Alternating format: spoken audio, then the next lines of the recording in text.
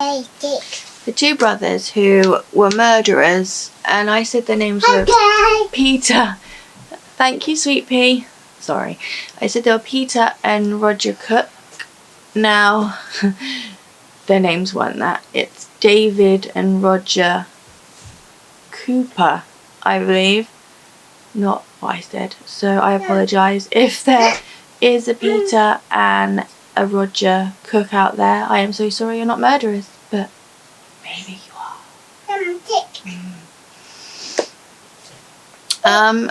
Also, another one is, I said I was going to do the outtake video that we did, and my camera, not my camera, it was the computer, had a bit of a clean out and deleted all the files. So there won't be this time, but if you want to see the funny antics, what we get up to sometimes, then comment below and we will try and include an outtake video. But anywho, today's story is going to be a ghost story. So we will get right into it. Welcome to Ghosts, Myths and Legends. Dun, dun, dun, dun, dun, dun, dun, dun. Are you sitting comfortably? Shall we begin? Today's tale takes place in Devon, in Chambercombe Manor. Breathe out the ghostly tension as we begin our story. Our story starts in the 18th century, when the tenant of the manor was called William Otway. William's father, Alexander, had been notorious wrecker, part of a band of villainous thieves who used to lure ships to their doom on the rocky coastal line, waving lamps to lure them. They would then obviously plunder the shipwrecks and kill anyone that was left alive. William, however, he was more gentle and kind and law-abiding. He even married a beautiful Spanish woman who had been washed ashore and was part of his father's wrecking mission. Together they leased Chambercombe Manor. If you're going to tell the story, get the name right, Tanya. The only regret that William had was that he didn't have the money to outright buy the manor, because he longed to have a house that he could pass down in generations to all his family and family to come. But despite all that, they were very happy, and this joy was intensified when they had a baby girl who they called Catherine, or Kate for short. Now Kate grew up happy and loved her home and her family, but she fell in love with an Irishman named Wallace, who was the captain of a pirate ship. Very romantic story, bless her. They were married and they settled in Dublin. Now Kate loved her husband and she was happy to do this, but she was sad that she was leaving her beloved home and her family, and she vowed to return to them for a visit one day. See where the pattern is coming. One night a fierce storm blew along the coast, and William, being a kind man, went to the sea if he could see if any ships had been in distress and if there was anything he could do to help. He saw nothing, but he did hear faint murmurs from the nearby rocks.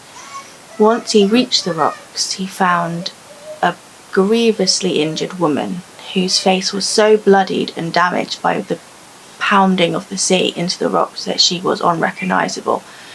But William took her home, and he and his wife tended to her, desperately trying to save her life. But alas, through the night she passed away.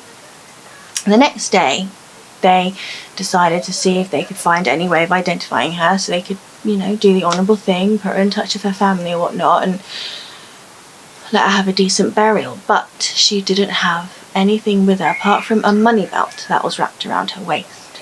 Now, they did look inside her money belt, and wouldn't you know it, inside was enough jewels and money for them to buy the manor outright, which William so desperately wanted to do. And perhaps deep down there was a bit of his father in there, even though he didn't like to think so, and so he took the dead woman's money.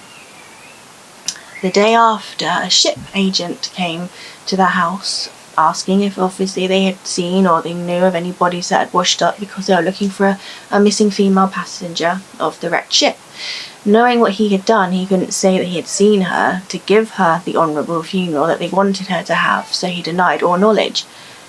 As he was leaving, the shipping agent said if he could please keep an eye out for any bodies that wash up, or if he heard of anybody that washes up, because they were on the lookout for, drum roll please, the body of Catherine Wallace.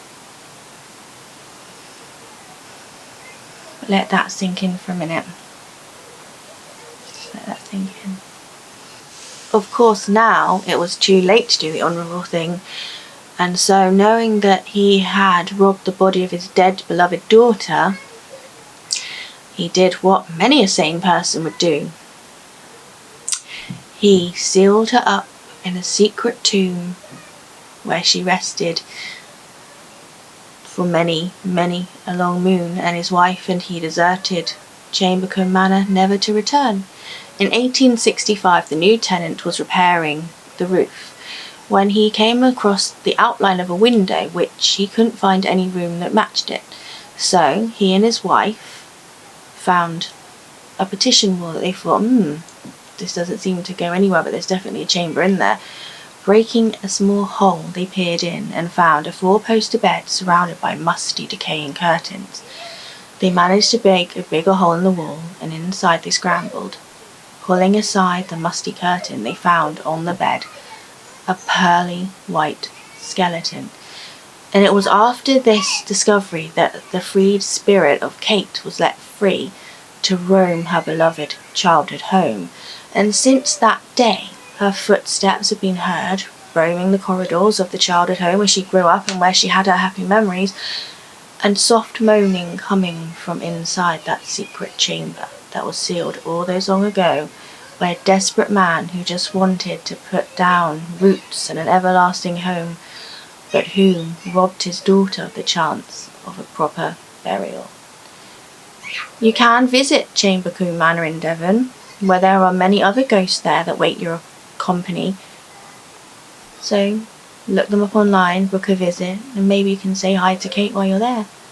I hope you enjoyed this little tale. Please join us again for more ghost tales, myths and legends. And I hope you have a wonderful Halloween. Stay safe.